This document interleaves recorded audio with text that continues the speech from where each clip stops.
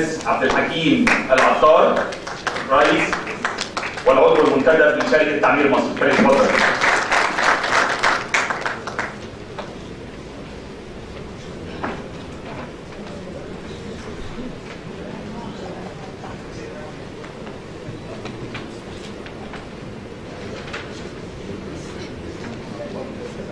السلام عليكم.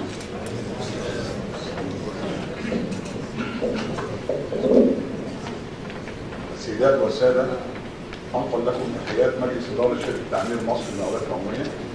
ويشرفني في شركة تعمير مصر للمقاولات العمومية أن نكون بين هذا الجمع العظيم مع نخبة من الأساتذة وخبراء التعليم الأجلاء بمصر والعالم العربي في هذا المؤتمر العلمي داخل هذا الصرح التعليمي الشامل بجامعة عين شمس، دعما للشراكة بين المركز العربي للتعليم والتنمية وجامعة عين شمس، والذي توافق في موضوع مع رؤية تعمير مصر التي وضعت نصب عينيها الجودة في أعلى مستوياتها.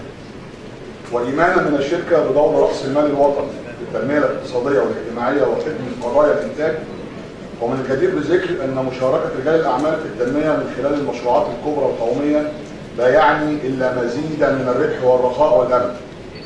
كما أن مشاركة رجال الأعمال في الصحة والتعليم لا تعني في النهاية إلا إعداد كوادر فنية مدربة قادرة على العمل والإنتاج المستمر الذي يعود على رأس المال بمزيد من العائد على التنمية المستدامة. حسن تعاون المؤسسات الحكومية مع رجال الأعمال ومنظمات المجتمع المدني من شأنها أن تحدث نقلة نوعية حقيقية من خلال التخطيط الواعي لبناء المستقبل، وخاصة في ظل الأجواء الحالية الملائمة واستجابة لنداء القيادة السياسية التي أتاحت لأول مرة لكل رجال الأعمال دون إقصاء أحد بالاندفاع بلا خوف للاستثمار والمشاركة في التنمية. ومن هنا توجه تعمير مصر نداء لجميع الزملاء من رجال الأعمال أن نتكاتف جميعا من أجل بناء الوطن، ونحن هنا من أجل ذلك. ومن هنا تزايد الاهتمام بالمسؤولية المجتمعية لشركات ورجال الأعمال، وأصبح له الأولوية من حيث تفعيل دورهم كشركاء في التنمية المستدامة. وهذا ما دعت إليه الدولة من خلال اتجاهها إلى تحقيق العدالة في توزيع الدخل والتنمية والاستثمار.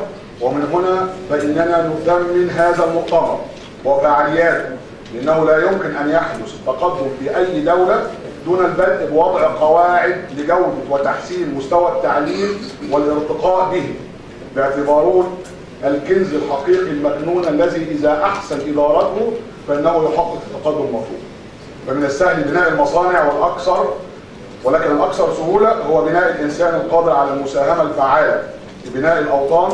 ولذلك اتجه تعمير مصر للمقاولات العمومية للإسهام في بناء الإنسان ورعايته، فكان لتعمير مصر الإسهام في مجال الصحة والصناعة والتدريب والتأهيل والمساهمة الفعالة في القضاء على البطالة والفكر المتشدد والإرهاب، بدعم ورعاية الشباب والفتيات والمرأة المعيلة بإقامة المشروعات الصغيرة بحيث يكفلون أنفسهم وأسرهم ويضيفون إلى اقتصاد الدولة كأحد المسؤوليات المجتمعية التي تتحملها تعمير مصر، تأكيدا لعقيدتها الراسخة التي بنيت على أن التعمير في حقيقته لا يبدأ إلا بالعلم. ولذلك نرى أن الله سبحانه وتعالى عندما خلق الإنسان بدأ بتعليم آدم الأسماء كلها، فالتعمير لا يكون إلا بالإنسان، وهذا إيماننا. آسف للإطالة وشكرا.